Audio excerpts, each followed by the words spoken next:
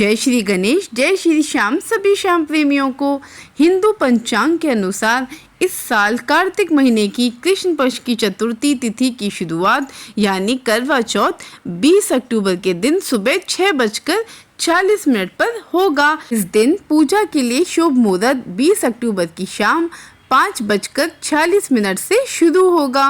पौराणिक कथाओं के अनुसार करवा चौथ का व्रत सबसे पहले माता पार्वती ने भगवान शिव के लिए रखा था और कहते हैं इस व्रत के प्रभाव से ही उन्हें अपार सौभाग्य का आशीर्वाद प्राप्त हुआ। कहते हैं तभी से सुहागन महिलाएं पति की लंबी उम्र और अखंड सौभाग्य का आशीर्वाद पाने के लिए करवा चौथ का व्रत रखती हैं।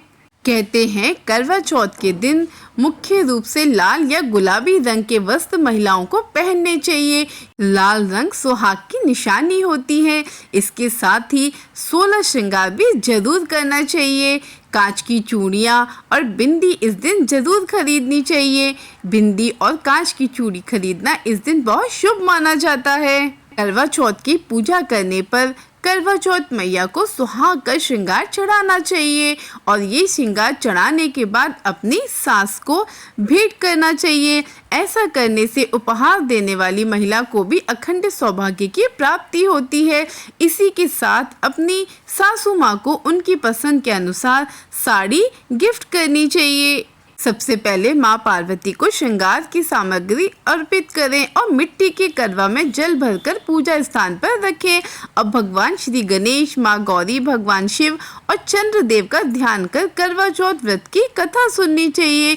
उसके पश्चात चंद्रमा की पूजा कर उन्हें अर्घ्य दें। फिर छलनी की ओर से चंद्रमा को देखें और उसके बाद अपने पति का चेहरा देखना चाहिए। करवा चौथ के दिन सास को अपनी बहू को सुहाग से जुड़ी वस्तुएं जैसे कि चूड़ियां, बिछुए या सिंदूर और आलता आदि देना चाहिए। आज हम आपको बताते हैं कि करवा माता कौन थी।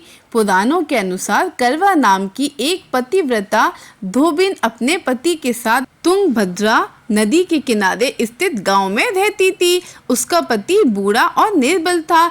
एक दिन जब वह नदी के किनारे कपड़े धो रहा था तभी अचानक एक मगरमच्छ धोबी के पैर अपने दांतों में दबाकर यमलोक की ओर ले जाने लगा। वृद्ध घबराई आवाज में करवा करवा कहकर अपने पत्नी को पुकारने लगा। पति की पुकार सुनकर धोबिन वहां पहुंची तो मगरमच्छ उसके पति को यमलोक पहुंचाने ही वाला था। तब करवा ने मगर को कच्चे धागे से बांध दिया और मगरमच्छ को लेकर यमराज के द्वार पहुंची। करवा ने यमराज से अपने पति की रक्षा करने की गुहार लगाई और बोली, हे भगवान, मगरमच्छ ने मेरे पति के पैर पकड़ लिए हैं। आप मगरमच्छ को इस अपराध के दंड स्वरूप नरक भेज दें। करवा की पुकार सुन यमराज ने कहा, अभी मगर की आयु शेष है, मैं उसे अभी यमलोक नहीं भेज सकता। इस पर करवा ने कहा, अगर आपने मेरे पति को बचाने में मेरी सहायता नहीं की तो मैं आपको श्राप दूंगी और नष्ट कर दूंगी। करवा का साहस देख यमराज भी डर गए और मगर को यमपुरी भेज दिया। साथ ही करवा के पति को दीर्घायु होने का वरदान दिया। मान्यता है कि तभी से कार्तिक कृष्ण की चतुर्थी को करवा चौथ मनाया जाता है। करवा चौथ की पूजा करते समय सबसे पहले गणेश जी की कहानी सुननी चाहिए, उसके बाद करवा मैया की कहानी सुननी चाहिए। आशा करती हूँ कि आपको ये जानकारी अच्छी लगी होगी। आप सभी को करवा चौथ की बहुत सारी शुभकामनाएं। जय श्री गणेश, जय श्री श्याम, जय श्री राधे।